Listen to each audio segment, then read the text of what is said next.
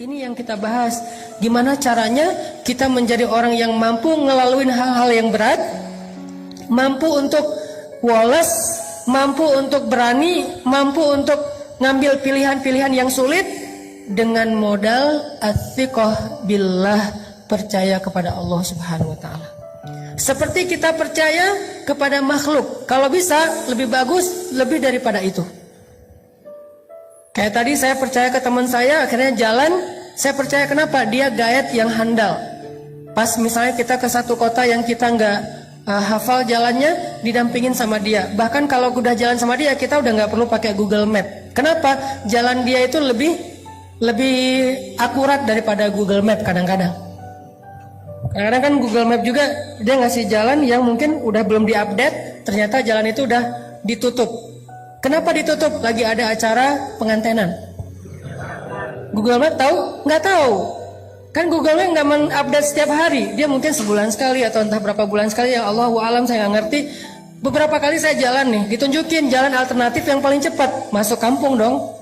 Dan jalannya kecil tapi cepat, motong gitu. Oke, saya ambil nih naik mobil. Ternyata ditutup, jalan itu ditulis ditutup sementara, ada acara ngantenan. Akhirnya harus mundur lagi, malah lebih lama sampainya daripada ngambil jalan biasa. Kenapa? Dia nggak update. Teman saya yang orang daerah situ tahu banget, Ustaz jangan lewat situ, lagi ada acara ngantenan, di situ lagi ditutup jalannya, di situ lagi banjir, di situ lagi apa, lagi rusak atau apa. Dia lebih update. Sehingga pas saya jalan, saya trust banget sama dia. Udah nggak apa-apa deh, ikutin aja nasihat dia. Apakah kita trust kepada Allah kayak kita trust kepada dia? Sehingga ketika Allah mengatakan jangan yang ini buat bikin kamu celaka, ini aja jalan yang lurus, ini aja jalan syariat, ini aja jalan yang baik, yang bahagia. Kita memilih jalan yang dipilih oleh Allah karena kita percaya Allah lebih tahu yang mana yang paling baik buat kita. Allah yang lebih update perubahan dinamika dalam kehidupan kita ketimbang diri kita sendiri. Allah lebih update, bukan hanya update, Allah lebih tahu masa depan yang bahkan belum terjadi. Sehingga kita percaya kepada Allah, analoginya kayak kita tadi percaya kepada teman orang lokal situ yang tahu banget jalan yang paling cepat untuk sampai ke lokasi. Ini namanya ats-tsiqah billah. Gimana membangun ini supaya kita bisa ngejalanin hidup lebih mantap? Gimana ngebangun ini biar kita nggak gampang galau? Gimana ngebangun ini kalau kita lagi sedih berat? Salah satu penyebab sedih berat itu misalnya, saya pernah nanya kayak kuesioner gitu, apa yang bikin teman-teman paling galau? Salah satu jawabannya, yang bikin kita paling galau, musibah terbesar itu Ustadz, diputusin pas lagi sayang-sayangnya. Itu paling galau buat sebagian orang. Ada lagi yang paling galau, kemarin ada yang bilang bikin musibah terbesar dalam hidup saya, Cristiano Ronaldo pindah ke Juventus gitu. Itu musibah paling besar gitu. Ada lagi apa, misalnya macam-macam kan jawaban orang mah. Intinya adalah gimana kalau kita dihadapkan dengan masalah kayak gitu. Kita kayak nggak terima kenyataan. Masa sih Argentina kalah sama Perancis? Kan nggak diterima tuh kenyataannya gitu ya. Itu gimana rasanya? Bisakah kita tetap bisa woles? Dan dalam contoh yang lebih rumit mungkin dalam kehidupan kita pribadi, bisakah kita tetap woles? Gimana rasanya? Gimana caranya woles ketika kita di grup? Tadi lagi rame nih di grup WA kita nih. Kita masuk grup geng SMA misalnya, atau geng SMP atau SD atau TK atau playgroup lah, terserah. Jadi ada grup nih, satu geng, terus kayak ada yang broadcast sesuatu, yang lain pada respon gitu kan, chat rame apa. Kita lihat, oh banyak chat nih, kita masuk. Begitu kita komen, yang tadi rame tiba-tiba senyap. Itu gimana perasaannya? Perasaan tadi lagi heboh gitu, segala macam. Ada yang habis masak terus posting, gua masak ini loh. Yang lain pada mau. Pas kita, waduh pinter masak ya, diem. Sekali kayak gitu. Besok heboh lagi, kita komen, diem lagi. Sampai akhirnya diemnya seminggu, 2 minggu, itu grup sepi. Ternyata apa yang terjadi? Mereka bikin grup baru, dan cuman kita doang yang gak dimasukin ke grup itu. Itu gimana perasaan kita? Kan sakit hati banget ya. Itu benar-benar wah kecewa banget lah. Akhirnya kita bukan hanya live group, kita del semua kontak mereka. Cuman satu kontak yang udah di del tapi masih keinget. Gak bisa move on soalnya. Jadi di del dari handphone tapi di dalam benak masih keinget aja. Kenapa? Soalnya dulu saya yang beli kartu prabayarnya. Intinya teman-teman, gimana kita mengkondisikan rasa di hati kita kalau kita lagi diuji kayak gitu. Kalau kita lagi diuji dengan ujian zulzilu, diguncang perasaan kita. Dengan celaan orang, dengan makian orang, dengan teman-teman yang ngejutekin kita, dengan teman-teman yang ngebully kita, dengan teman-teman yang ngediamin kita di grup dan seterusnya, dengan teman-teman yang tiba-tiba unfollow kita, dengan teman-teman yang tiba-tiba nge-haters kita di komen. Gimana kita ngejalaninya? Satu-satunya yang bikin kita kuat adalah athiqah billah. Udah serahin aja sama Allah. Serahin aja sama Allah. Karena kalau Allah udah turut ikut campur, itu udah luar biasa. Lebih bagus cara Allah daripada cara-cara kita. Ini yang dibangun lewat belajar iman, belajar tajdidul iman, athiqah billah. Coba teman-teman renungkan lagi kisah hijrah Nabi Sallallahu Alaihi Wasallam. Ada yang unik dalam hijrah Nabi itu. Saya kadang-kadang berpikir, kalau baca sejarah sirah itu kan saya suka mencoba mengimajinasikan sirah ya. Gak suka baca sirah sekedar data perang Badar 313 lawan 1000. Nabi lahir tahun ini, kemudian menikah tahun ini, usia sekian. Ini data sejarah, belum menjadi persepsi sejarah. Harusnya sejarah itu membangun persepsi kita, cara berpikir, bukan hanya sekedar wawasan dan data. Cuman adegan biasa. Saya coba memikirkan, kenapa ya Nabi hijrahnya sama Abu Bakar? Ada orang bilang, gak usah tanya, ya udah emang kayak gitu. Bukankah sejarah Rasulullah itu adalah untuk orang-orang yang berpikir? Afala ta'qilun qul siru fil ardi summanzuru. Perhatikan, kenapa Rasulullah SAW hijrahnya dengan Abu Bakar? Kenapa Nabi nggak hijrah bareng dengan Umar aja biar aman? Kan gitu ya. Coba lihat gimana Umar hijrah. Umar sebelum hijrah posting. Captionnya, ya ahla Makkah, ya ma'syara Quraisy, wahai penduduk Mekah, wahai pemuka Quraisy. Dimention satu-satu. @Abu_Jahal, @Abu_Lahab. Semuanya diposting apa? Dimention sama dia satu-satu tuh, banyak banget yang dimention. Abu Jahal, Abu Lahab, Abu Sufyan. Pokoknya semuanya dimention. Fa'lamu anni muhajir. Ketahuilah saya mau berhijrah. Itu Umar mau hijrah aja posting. Siapa yang pengen istrinya jadi janda, anaknya jadi yatim, tunggu saya di bukit belakang itu. Terus di Sherlock sama Umar. Biar nggak kesasar. Jelas gitu, di mana harus nunggu. Umar dan ada yang berani komen nggak? Nge-like aja doang yang lain. Kalau nggak suka pun diam aja. Nggak ada Abu Jahal, Umar, oh habis lo Umar, Umar misalnya apa, dia marah-marah nggak berani. Apalagi mentahzir Umar, nggak ada yang berani. Kenapa? Umar ditakuti di Mekah. Umar itu jawara Mekah, salah satu di antara petarung Mekah yang terkenal. Umar, Khalid, Hamzah. Kalau Nabi pengen hijrahnya aman, harusnya bareng Umar dong. Sehingga ketika Nabi hijrah bareng Umar, Umar langsung instastory, gue lagi bareng dengan Rasulullah nih. Pengen hijrah ke Madinah, ada yang berani nunggu gue di jalan? Nggak ada yang berani kan? Kan aman hijrah Nabi, kenapa nggak bareng Umar aja? Itu pertanyaan saya. Wah, kenapa nggak dengan Umar ya? Kalau kayak gitu kan Umar aman banget. Hijrahnya serombongan, nggak ada yang berani nungguin. Semuanya mulus jalannya. Kenapa nggak dengan Umar? Atau kalau Umar mungkin bukan keluarga Nabi, walaupun nanti jadi sahabat dekat, kenapa nggak dengan Hamzah? Yang secara status di Mekah sama kayak Umar, ditakuti. Jawara juga, pemanah ulung, pemburu, hunter. Dan beliau pamannya Rasulullah SAW sendiri. Kenapa nggak dengan Hamzah? Sehingga kalau misalnya Rasulullah lagi hijrah, terus orang-orang ngelihat yang ngedampingin atau yang ngawalnya adalah Hamzah, nggak ada yang berani ngedekat. Kenapa nggak dengan Hamzah? Atau kenapa nggak dengan Utsman? Supaya dikasih fasilitas hijrah yang nyaman, dikasih mobilnya Alphard.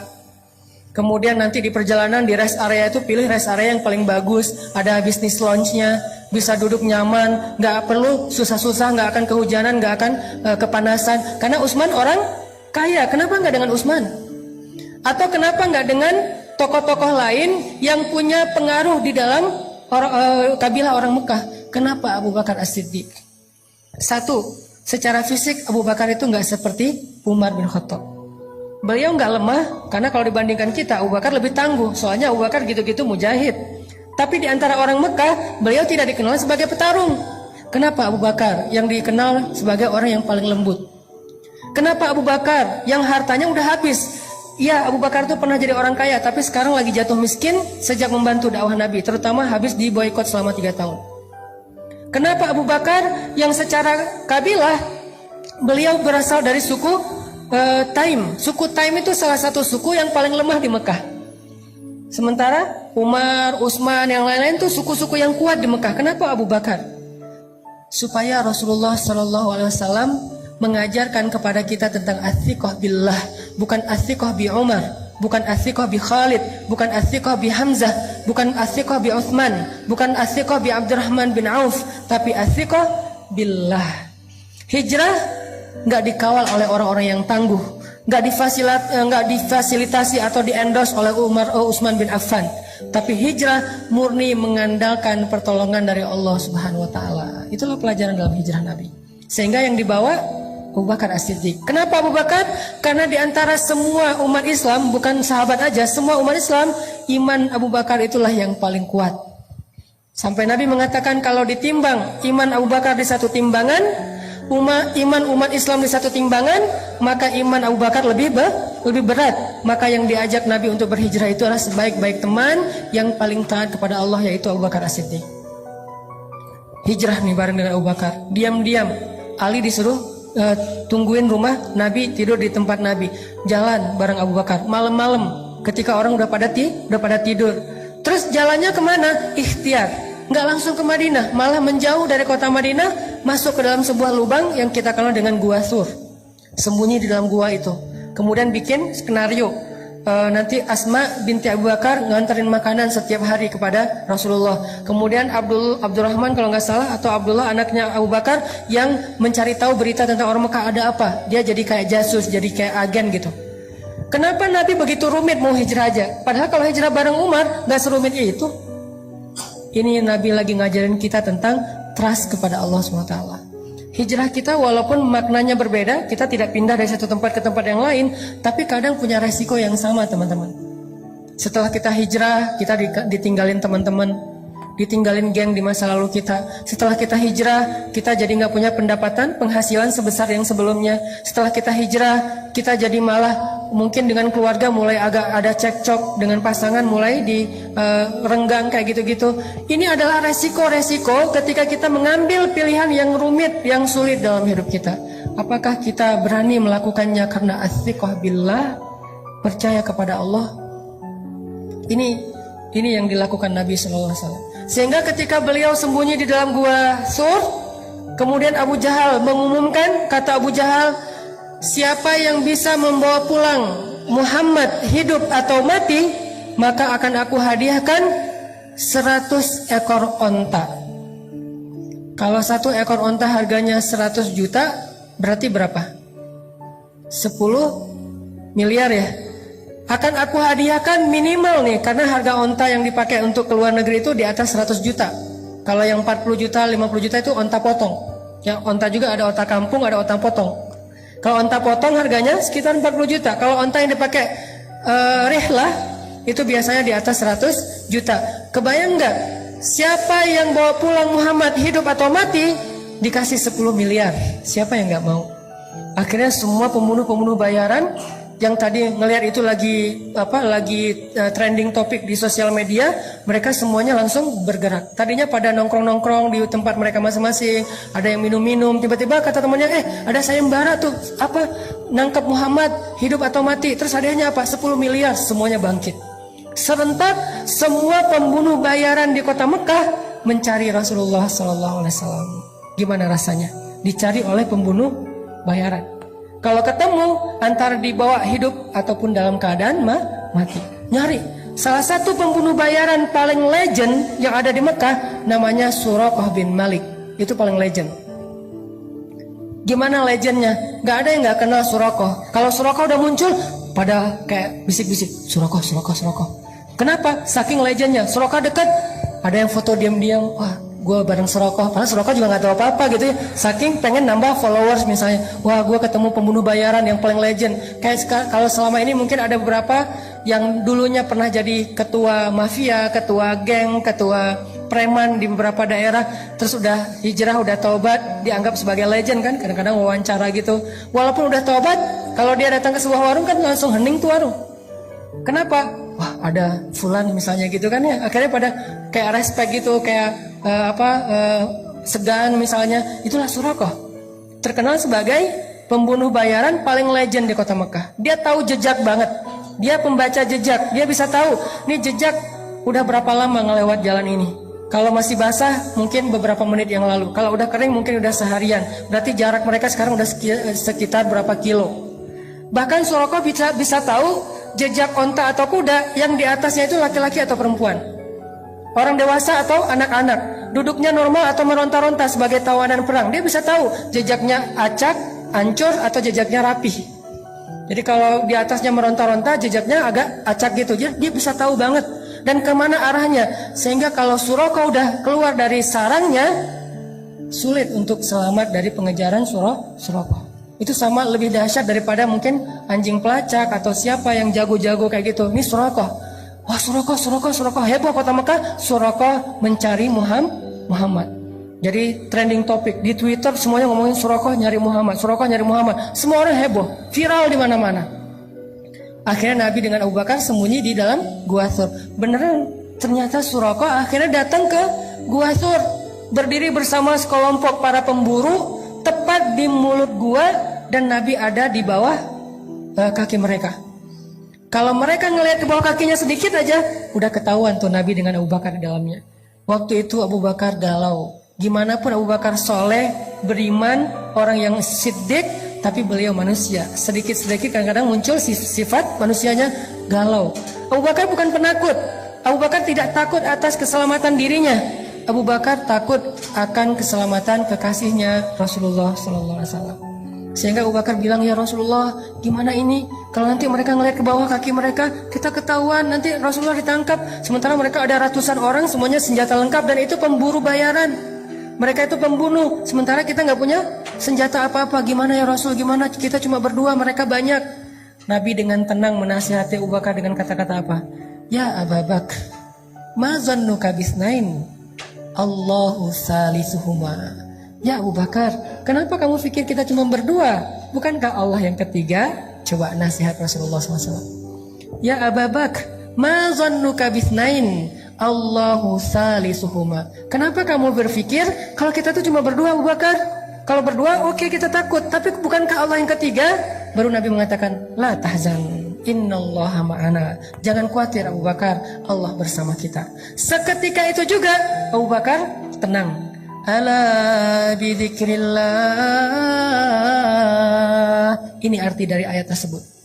Ala bidzikrillahi tatma'innul qulub.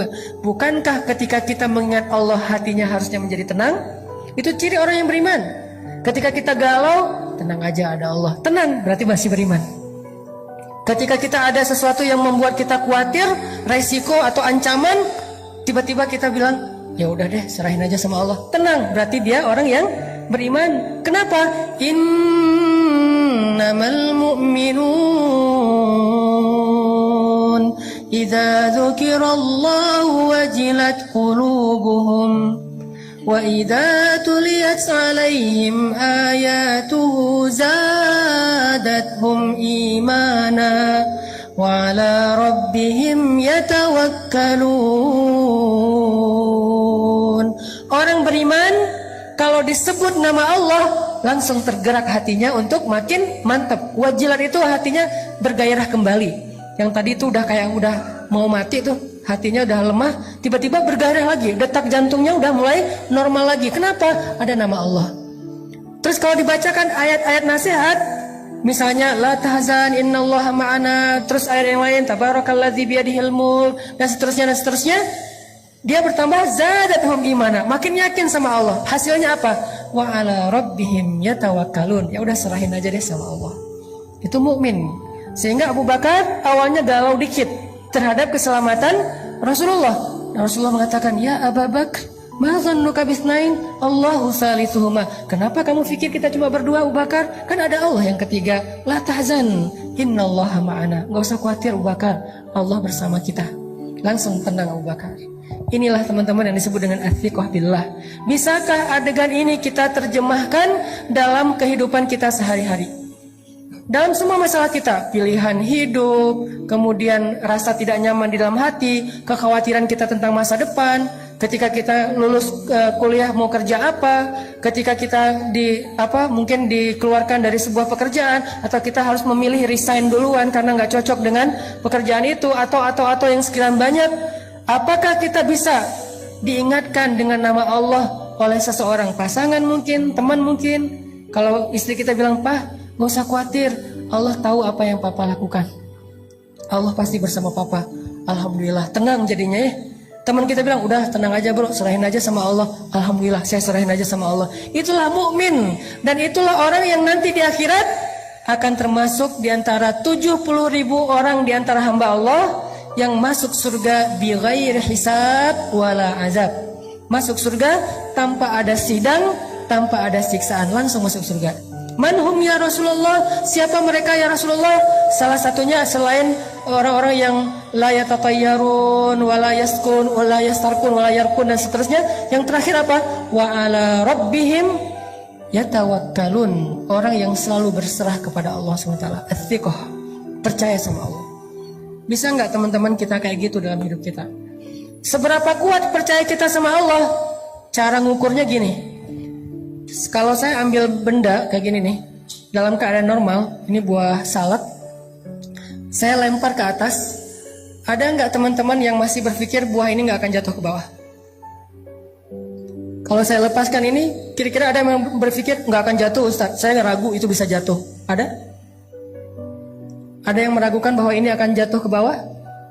Tidak kan? Semua kita yakin yang namanya benda kalau kita lempar ke atas pasti jatuh ke bawah. Seberapa besar yakin kita terhadap benda itu pasti jatuh ke bawah? 90%? 100%? Sekarang coba bandingkan dengan yakin kita kepada Allah. Harusnya yakin kita kepada pertolongan Allah seyakin kita kepada benda yang kalau dilempar pasti jatuh ke bawah. Gak mungkin gak? Kalau bisa lebih dari itu lebih keren. Segitu aja tuh udah keren. Bisa nggak kita segitu yakinnya sama Allah? Tenang aja udah, kalau sama Allah beres. Kalau sama Allah gampang. Kalau sama Allah pasti bagus. Kalau sama Allah itu pasti ada jalan keluar. Kalau sama Allah itu pasti bahagia. Kalau sama Allah itu yakin. Saya yakin benda yang kalau kita lempar ke atas pasti jatuh ke bawah. Tidak ada satu ruang dan celah pun untuk ragu. Itu baru ats-tsiqah billah. Kalau kita udah ada di tahapan itu, kita akan melihat banyak sekali keajaiban-keajaiban Allah terjadi dalam hidup kita. Sampai ke tingkat seperti itu. Nanti kalau udah sampai di situ, baru kita latih lebih dari itu. Sehingga para sahabat radhiyallahu anhum, kalau Nabi nanya sesuatu kepada mereka, jawaban mereka selalu Allahu wa rasuluhu a'lam. Ada onta, misalnya Nabi nanya, itu onta berapa kakinya? Mereka ngelihat dengan matanya, kaki onta ada 4, tapi jawaban mereka apa? Allah dan Rasul lebih tahu berapa kaki onta. Kalau Nabi bilang 5, sadaqallahu wa rasuluh, benarlah Allah, benarlah Rasul. Kenapa? Saking yakinnya kepada Allah dan Rasul. Ini namanya ats-tsiqah. Dan ats-tsiqah inilah yang selalu menjadi modal kemenangan, kesuksesan, kebahagiaan, dan keberuntungan orang-orang yang beriman dalam banyak kesulitan. Dan salah satu kesulitan yang paling rumit itu adalah perang Badar yang direkam oleh Allah di dalam surat Al-Anfal. Sehingga surat Al-Anfal dikenal juga dengan nama Suratul Badar, surat perang Badar. Surat perang Badar. Sebelum Allah Subhanahu wa taala memberi kejutan-kejutan kemenangan dalam perang Badar, Allah pengen nguji dulu ats-tsiqahnya para sahabat kepada Allah. Coba teman-teman buka deh surat Al-Anfal biar kita nanti bisa ulang-ulang di dalam bacaan kita atau di rumah, bahwa surat ini adalah surat ngajarin kita tentang akidah challenge. Ini salah satu contoh akidah challenge di surat Al-Anfal. Coba lihat ayat 7. Coba lihat ayat 7. Surat Al-Anfal. Surat Al-Anfal itu surat ke-8 ayat 7. Ini akidah challenge nih di ayat 7. Ketika para sahabat dikasih pilihan sama Allah. Apa kata Allah? Wa idh ya'idukumullahu ihda at-ta'ifataini annaha lakum wa tawadduna anna ghayra dhati asy-syaukati takunu lakum ويريد الله أن يحق الحق بكلماته ويقطع دابر الكافرين.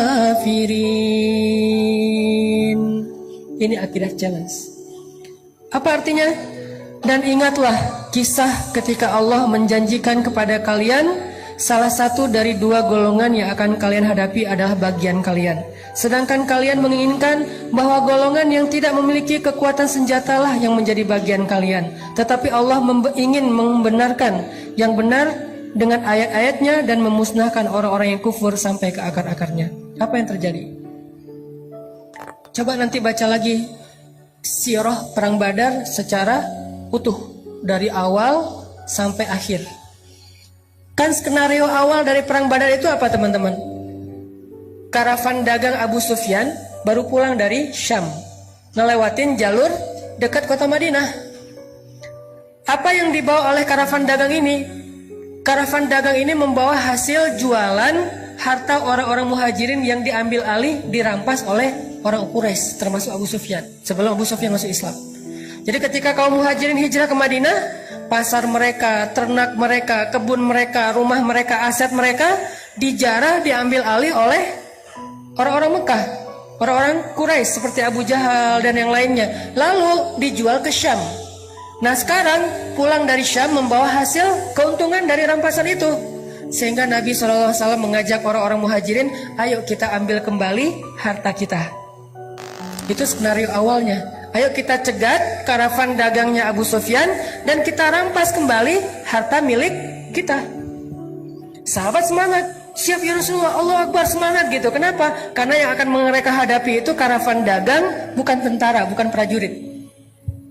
Mudah untuk mengalahkannya dan keuntungannya besar kalau kita menang. Ternyata Abu Sufyan juga punya mata-mata. Langsung dia tahu informasi Nabi akan cegat, dia ngasih tahu ke Abu Sufyan. Abu Sufyan ngirim orang cepat untuk menghubungi Abu Jahal. Kalau dulu kan gak bisa telepon-teleponan ya, akhirnya ngirim orang.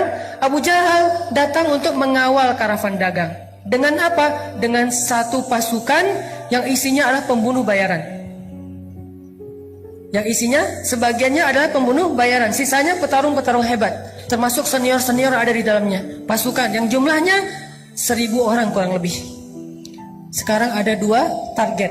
Satu karavan dagang yang mudah dilumpuhkan dan untungnya besar. Satu lagi pasukan perang yang sulit dikalahkan dan untungnya kecil. Apa yang mau diambil dari pasukan perang? Paling ghanimahnya ya gitu-gitu aja. Pedang, perisai, onta. Kalau ini emas, sutra, segala macam kan ya. Wa idh ya'idukum, ketika Allah memberikan kalian pilihan ta'ifatain, dua kelompok, mana yang kalian inginkan? Ternyata kaum muslimin menginginkan yang mana? Manusiawi, yang tetap Abu Sufyan, Rasul kita nggak usah beralih ke yang lain, ini aja istiqomah. Dari awal kan emang pengennya ini, kan emang rencana awal kita pengen mencegat karavan dagangnya Abu Sufyan. Ngapain sih harus ngadapin Abu Jahal? Udah biarin aja, ntar dia juga pulang sendiri kalau dia nungguin kita nggak datang. Para sahabat memilih ini. Ternyata Allah memilih yang Abu Jahal. Disinilah kaum muslimin galau. Duh, ada yang kecewa. Coba baca ayat sebelumnya, gimana bentuk kegalauan mereka. Ayat 5. Kama akhrajaka rabbuka min baitika bil haqq wa inna fariqam minal mu'minina lakarihun. Apa kata-kata terakhirnya? Lakarihun, benar-benar gak suka. Itu perasaan Ahlu Badar, itu perasaan kaum muslimin, dan itu bukan orang Islam biasa loh.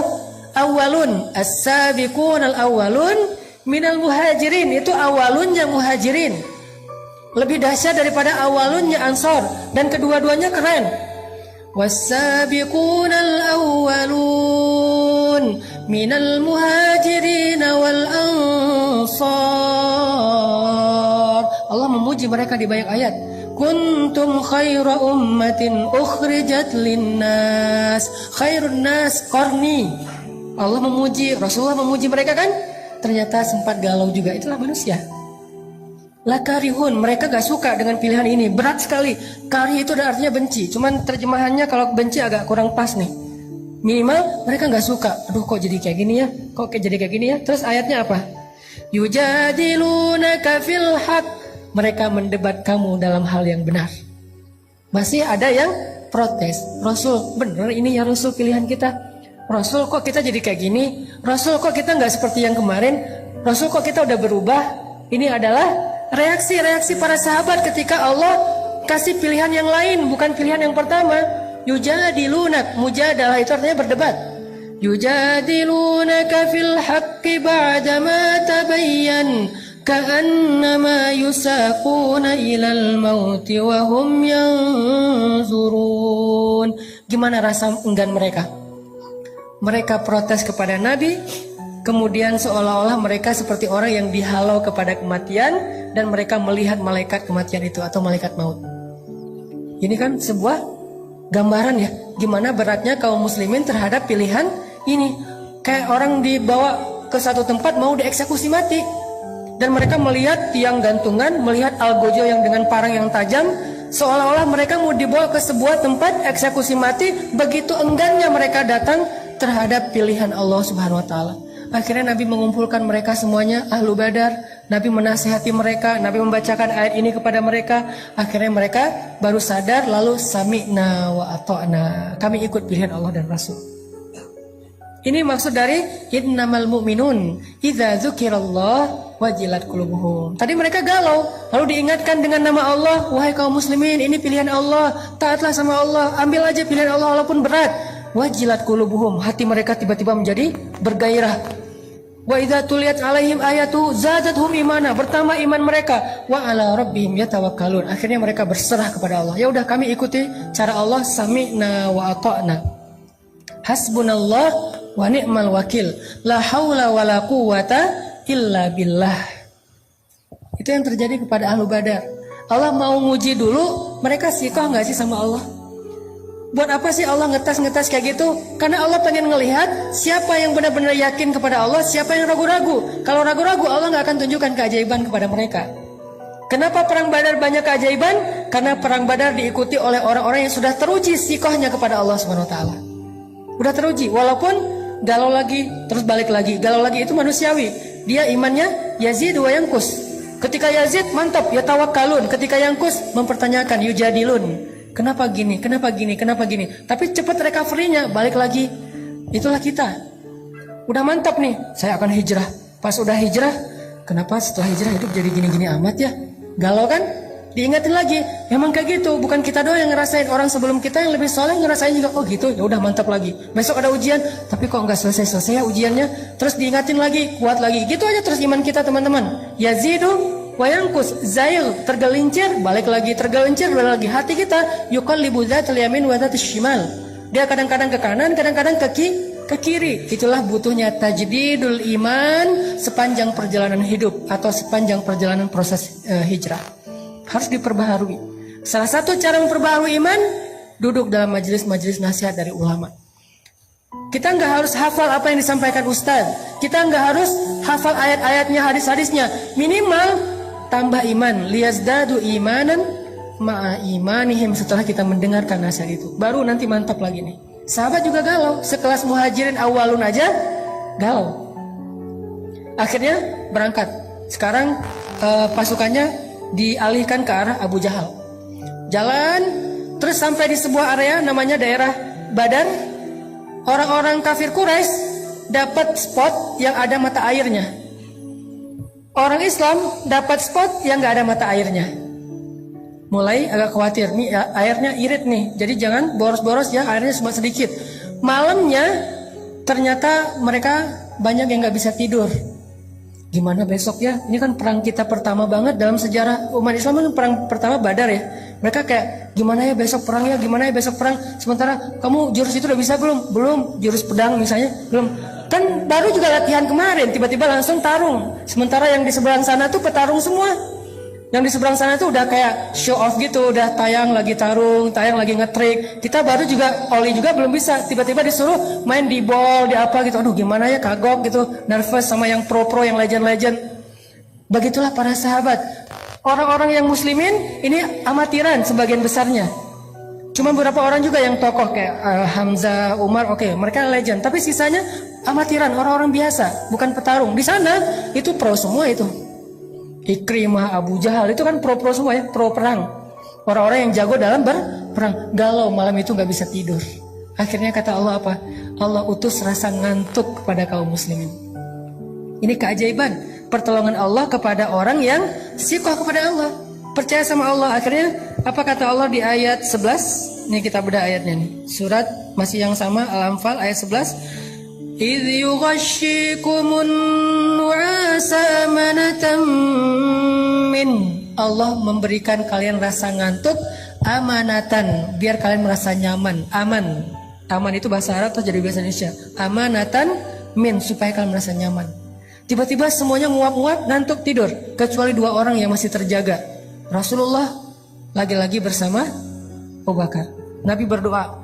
Doanya Nabi apa? Istighosah yang ada di ayat 9. Iltastaghithuna rabbakum. Jadi istighosah salah satu sunnah Nabi Sallallahu Alaihi Wasallam. Nabi melakukan istighosah dalam momen yang paling berharga, yaitu perang Badar. Iltastaghithun. Gimana istighosah? Istighosah itu doa yang panjang. Saking seriusnya Nabi berdoa, angkat tangannya tuh bukan gini, tapi gini. Pernah nggak doa gini? Saya pernah sekali pas minta jodoh dan berhasil.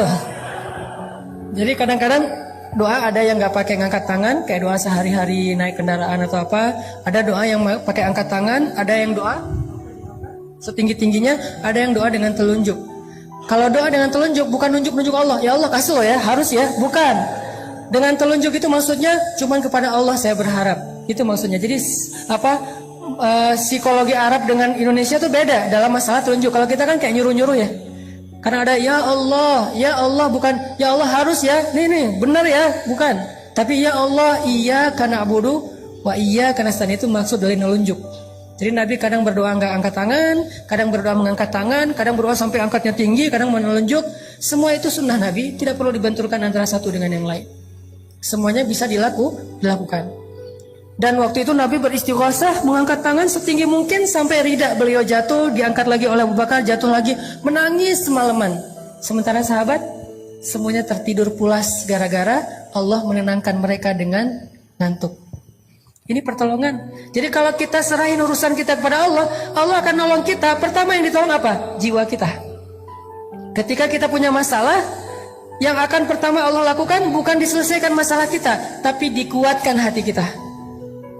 Itu kalau kita percaya sama Allah. Sehingga orang di luar yang gak paham ngelihat, dia udah capek berdoa, masalahnya masih gitu-gitu aja, gak selesai, dia gak tahu. Kalau dia ngadapin masalah itu, mungkin dia udah KO dari awal. Tapi kenapa orang ini kuat? Karena Allah kuatkan hatinya. Itulah pertolongan Allah yang pertama. Jadi bisa dibilang UGD-nya. Jadi penanganan pertamanya ketika dimasukin ke UGD itu, kalau kita langsung diinfus, langsung kayak ada apa jantungnya atau diapain gitu, penanganan awal, itulah yang dilakukan Allah ketika kita dalam keadaan darurat. Yang pertama ditolong itu adalah jantung kita. Gimana menolong jantung? Dikuatkan hati kita dalam menghadapi masalah itu. Bukan segera masalahnya selesai. Karena kayak kita sakit juga nggak langsung sembuh pas datang ke UGD sembuh, enggak. Tapi jantungnya diselamatkan dulu, nafasnya diselamatkan dulu, kemudian darahnya diselamatkan dulu. Nanti sembuhnya setelah seminggu. Tapi minimal dia udah ditolong gitu. Nah Allah juga nolong kita kayak gitu teman-teman. Di awal ketika kita percaya sama Allah, ya Allah saya lagi ada masalah, tapi Engkau lah yang maha kuasa atas segala sesuatu. Saya tenang ada Engkau ya Allah. Saya mengandalkan Engkau banget ya Allah. La haula wala quwata illa billah. Hasbiyallahu wa ni'mal wakil. Udah, setelah itu Allah akan tolong hati kita. Gimana ditolong hati? Kalau dalam konteks surat Badar, mereka tertidur semuanya, tenang hatinya. Kita juga bisa gitu kadang-kadang. Kenapa ya akhir-akhir ini saya gampang ngantuk? Soalnya habis diputusin. Jadi gampang ngantuk, itu cara Allah. Soalnya habis lagi banyak utang, jadi tidur aja kerjaannya. Soalnya misalnya lagi banyak yang ngebully, akhirnya dia gampang tidurnya nyenyak. Malah makin dibully makin nyenyak tidurnya. Kenapa? Sebelum tidur minum Neozat misalnya. Yang jelas, tidur kadang adalah solusi dari Allah untuk hamba-hambanya. Sehingga dia dibikin tenang. Salah satu yang dikasih solusi tidur siapa? Ashabul Kahfi. Allah tidurkan mereka. Ternyata yang ditidurkan itu bukan cuma Ashabul Kahfi. Ahlu Badar juga ditidurkan oleh Allah. Ini ayatnya. Idh yughashshikumun nu'asa amanatan min. Cuman tidurnya nggak sampai 300 tahun. Tapi pesan moralnya sama, tidur yang membuat mereka nyaman, amanatan, menjadi tenang mereka. Selesai sudah masalahnya? Belum. Setan juga nggak nyerah teman-teman. Habis itu setan datang dalam mimpi mereka. Jadi tadi setan nggak bisa yuwaswis ketika mereka sadar karena Allah bikin mereka ngantuk. Sekarang setan yuwaswis ketika mereka tidur. Masuk dalam mimpi mereka satu-satu setan. Kan setan itu ya jerima jerat dam kan? Dia ngalir dalam aliran darah manusia. Dia bikin mimpi sahabat tuh jadi mimpi basah. Maaf. Akhirnya sebagian besar sahabat malam itu saking nyenyaknya tidur bangun-bangun dalam keadaan janabah junub. Mimpi basah. Siapa yang ngerjain itu? Setan. Kok usah nyalahin setan? Emang salah? Soalnya apa? Siapa suruh jadi setan? Satu-satunya suuzon yang berpahala adalah suuzon kepada setan. Dan satu-satunya husnuzon yang berdosa adalah husnuzon kepada setan. Ustaz jangan salahin setan, kasihan. Setan gak ada apa-apa kok. Enggak, itu husnuzon kepada setan gak boleh. Harus suuzon. Kayak Yusha, muridnya Musa, ketika jalan touring bareng dengan Musa mau nyari guru kan, Khidir. Terus tiba-tiba di tengah jalan ikan yang dipegang sama Yusha berenang lagi, padahal udah mati. Terus Yusha lupa nyeritain itu ke Musa. Jalan pas udah lapar, Musa bilang mana ikan kita? Aduh saya lupa. Apa kata-kata Yusha dia dalam ayat itu? Wa ma ansanihu illa asyaitanu an adzkurah. Tidak ada yang membuat saya lupa akan peristiwa itu kecuali setan tuh, kata Yusha. Apakah Musa bilang, kok kamu nyalahin setan sih, nyari kambing hitam deh? Enggak kan? Kenapa? Karena setan emang untuk disalahin. Jadi ketika ada dua orang, teman sahabat, cowok cewek dan bukan mahram ya, mereka salah satunya misalnya si cowoknya nelfon, aku anterin ya, jangan deh, aku tunggu jemputan aja, tapi lama nggak apa, aku anterin kok, kamu nggak percaya sama aku, bukan nggak percaya sama dia, nggak percaya sama setan. Jadi kalau kita menjaga hubungan kita jarak dengan lawan jenis, walaupun dia sahabat karib kita, ipar kita, sepupu kita bukan nggak percaya sama dia, kita percaya banget sama dia, tapi kita nggak percaya sama setan. Itu analogi berpikirnya. Sehingga jangan sampai kita menganggap teman kita yang nggak mau jalan bareng kita, nggak mau semobil dengan kita, seolah-olah dia kayak ngeraguin kita. Bukan. Jangan suuzon dulu, jangan menjudge. Karena dia sangat yakin sama kita, sangat percaya sama kita, tapi dia sangat ragu kepada setan yang ada di antara kita. Sehingga dua orang yang sama-sama soleh bisa aja tergelincir, bukan karena niat buruk, tapi karena mereka memberi kesempatan kepada setan untuk menggoda mereka. Akhirnya setan datang, sahabat pada mimpi basah, janabah, pas bangkit dari tidurnya, mereka harus mandi junub. Sementara air kurang. Ini gimana nih, kita harus mandi junub tapi nggak ada air. Mulai galau yang kedua nih, galau yang ketiga, 3 kali galau. Gimana kita akan berperang, katanya ini perang suci tapi kita kotor, katanya kita akan menghadapi musuh sementara kita juga najis, gimana ini, galau berat. Akhirnya Allah turunkan apa teman-teman? Hujan. Luar biasa ya cara Allah nolong. Coba lihat ayatnya, masih ayat 11. Wa yunazzilu alaikum minas samaa'i ma'an liyutahhirakum bih wa yudhiba ankum rijzasy syaitan. Allah turunkan air dari langit sehingga para sahabat tiba-tiba langsung bisa mandi janabah di bawah hujan. Dan mereka bertakbir Allahu Akbar, Allahu Akbar. Dan hujan itu anehnya lokal banget, cuman di campnya para sahabat doang. Camp seberang tuh nggak hujan. Yang camp seberang gini aja, kok di sana hujan sih? Yang di sini hujan, di sana kering. Itu kayak gitu banget cara Allah ngasih rezeki ya. Keajaiban ini muncul gara-gara dari awal mereka sudah lulus ujian athiqah billah. Jadi kalau kita memulai satu urusan kita dengan thiqah billah, udah serahin aja, lika-likunya tuh Allah ya akan ngasih kejutan. Banyak banget kejutan-kejutan indah. Udah selesai di situ belum? Udah pada mandi, udah pada segar, malah lebih segar daripada sebelum tidur gitu ya. Udah segar banget. Pas mau menghadapi musuh, mereka ngelihat musuh ini tangguh-tangguh dengan, kan kaum muslimin dalam perang Badar yang pakai kuda itu cuma 2 orang kalau nggak salah, sisanya jalan kaki. Sementara musuh sebagian besarnya pakai kuda dan onta. Pakai perisai, pakai baju besi, pakai pedang yang lebih panjang, lebih gede daripada kaum muslimin. Kan gentar juga nih ngelihat musuh yang gagah-gagah. Gagah-gagah juga ya. Akhirnya apa? Allah tolong lagi. Tiba-tiba pas mereka ngelihat ke langit, mereka ngelihat barisan cewek-cewek. Maaf, bukan. Barisan malaikat. Barisan malaikat berbaris di langit. Jangan lihat ke atas. Saya aja yang udah punya pasangan. Insya Allah aman. Tak nggak dibukain pintu. Ternyata pas ngeliat ke langit itu udah banyak barisan malaikat. Jadi menurut saya perang Badar yang paling benar itu logikanya bukan 300 lawan 1000. Karena kaum muslimin itu bukan 300 orang, 300 orang plus 1000 malaikat. Jadi perang Badar itu yang benar adalah 1300 lawan 1000. Karena ditambah malaikat. Sebetulnya satu malaikat juga cukup loh kalau kita mau berpikir logis ya. Allah ngapain sih banyak-banyak, ngirim satu aja udah cukup lah. Untuk ngalahin musuhan cuma dihembus aja kan habis ya. Kenapa sampai 1000? Karena tujuan malaikat diturunkan bukan cuma untuk membunuh musuh, tapi menenangkan kaum muslimin. Kayak gitu banget kan Allah memperlakukan orang yang beriman. Dikirim 1000 malaikat yang turun berduyun-duyun, pakai ikat kepala hijau, kemudian pakai jubah putih, kemudian mereka menyambar dengan cepat seperti angin, sehingga kaum muslimin ngeliat, perang belum mulai kok udah pada duluan sih, malaikat duluan yang jalan. Aktif banget nih malaikat gitu ya, luar biasa. Sehingga kaum muslimin ya udah deh, ngopi-ngopi dulu kalau bahasa kita ya. Udah duluan malaikat aja kalau bahasa kita nih. Jadi intinya kayak gitu banget Allah memperlakukan kaum muslimin. Kenapa? Athiqah billah. Pokoknya udah serahin aja sama Allah, hidup kita bakalan nyaman banget.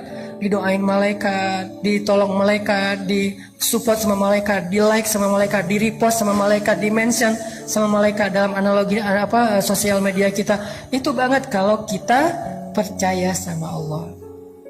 Tapi begitu kita athiqahnya berganti kepada logika, kita lebih yakin kepada hitung-hitungan matematika kita, maka hilanglah semua peluang kita untuk melihat keajaiban dalam hidup kita. Bisa dibilang perang Badar itu hampir kaum muslimin tuh nggak ikut perang. Cuman dikit doang perangnya, sisanya malaikat yang sebetulnya berperang. Coba nanti baca kisah perang Badar dari angle musuh. Jadi yang dibaca jangan cuman versi orang Islamnya, jangan cuman versi riwayat kita. Coba baca Nat Geo-nya mereka deh. Nat Geo-nya musuh. Ternyata menurut musuh-musuh yang nantinya akhirnya masuk Islam, mereka bilang, alhamdulillah saya selamat hari itu. Itu kejadian luar ngeri banget. Waktu itu saya berada di pasukan musuh, saya belum dapat hidayah. Ketika kita akan berperang dengan kaum muslimin, yang kita lihat itu bukan kaum muslimin, tapi deretan makhluk yang memakai ikat kepala hijau. Mereka turun dari langit menyambar kami. Tiba-tiba saya menutup kepala dan mata saya hanya mendengar teriakan teman-teman saya yang dipenggal oleh para malaikat. Ketika saya membuka mata saya melihat tubuh teman-teman saya sudah terkapar di atas tanah. Itu kerjaan siapa? Bukan kerjaan kaum muslimin, malaikat. Kaum muslimin datang udah beres. Aduh, beres. Beres nih, diberesin sama malaikat. Kenapa? Athiqah billah. Percaya aja sama Allah, beres. Gak ada yang sulit kalau Allah udah ikut campur. Inilah pentingnya kita ngandelin Allah dalam masalah kita, dalam hidup kita, dalam hajat-hajat kita, dalam cita-cita kita. Saya punya cita-cita secara pribadi dalam urusan dakwah yang 3 tahun yang lalu orang menganggap itu berlebihan. 3 tahun yang lalu orang menganggap itu nggak mungkin. Salah satunya adalah gimana menghijrahkan teman-teman motor. Kalau dulu namanya geng motor, kalau sekarang udah jadi ormas. Gimana pemerintah juga nggak bisa segala macam. Alhamdulillah bukan karena saya hebat, karena Allah terlibat. Akhirnya Allah bujuk hatinya, Allah ikat hatinya, tiba-tiba mereka jadi senang kepada masjid, senang kepada ilmu, senang kepada ta'lim. Itu kenapa? Karena kita melibatkan Allah. Program pemerintah kalau nggak melibatkan Allah, susah. Program sosial nggak melibatkan Allah, susah. Gimana pun teorinya rumit. Pemerintah bikin regulasi apa segala macam untuk masalah sosial apa, susah. Termasuk nanti mempersaudarakan 2 supporter bola yang sering tarung, itu nggak cukup dengan program pemerintah, nggak cukup dengan program dari PSSI, nggak cukup dengan program Menteri Sosial, harus pakai program dakwah. Kenapa? Di dalam program dakwah lah Allah terlibat. Dan mereka semuanya punya hati, dan yang memegang hati mereka itu jemari-jemari Allah. Jadi kalau pengen hati mereka diikat, fa'allafa baina qulubikum fa'asbahtum binikmati ikhwana. Caranya gimana? Wal takum minkum ummatun yad'una ilal khair wa ya'muruna bil ma'ruf wa yanhauna 'anil munkar. Lewat dakwah itu keajaiban terjadi. Jadi saya percaya banget nih, antara beberapa supporter bola di Indonesia yang selama ini mungkin sering ada masalah, bisa diikat hati mereka bahkan jadi ikhwana, bersaudara dengan media dakwah. Kenapa? Di dalam media dakwah itu Allah terlibat untuk menggenggam hati hamba-hambanya. Buktinya berapa ratus tahun orang-orang Aus dengan Khazraj berperang di Madinah. Tiba-tiba datang Nabi, dengan izin Allah mereka menjadi Ansor. Gimana antara muhajirin dan ansor yang gak saling kenal tiba-tiba menjadi lebih erat daripada saudara kandung? Siapa yang bekerja di balik ini semuanya? Allah Subhanahu wa Ta'ala. Ternyata banyak hal yang gak mungkin terjadi, mungkin banget buat Allah.